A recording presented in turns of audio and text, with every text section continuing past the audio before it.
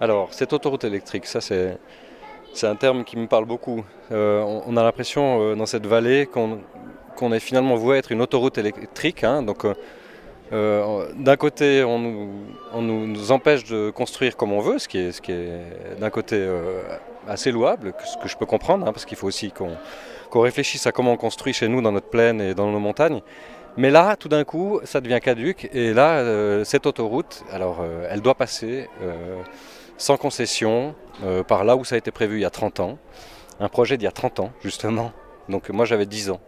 Et je pense qu'aujourd'hui, au 21e siècle, qu'on ne remette plus en question ce tracé, c'est scandaleux. C'est juste scandaleux.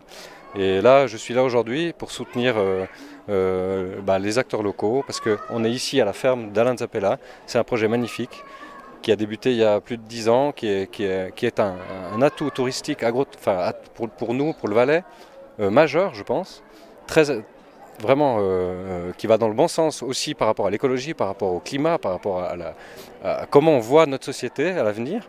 Et on a vraiment l'impression, face au lobby de l'électricité, face au tribunal fédéral, c'est clair, à tous ces enjeux économiques, de ne pas être entendu du tout.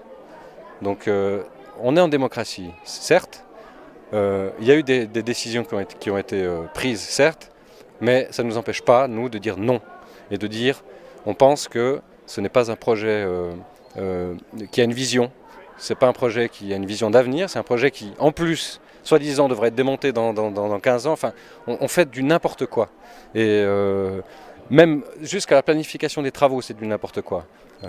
Voilà, j'ai envie de dire non, j'ai envie de dire stop, j'ai envie de dire réfléchissons, pensons à nos enfants et soyons solidaires jusqu'au bout.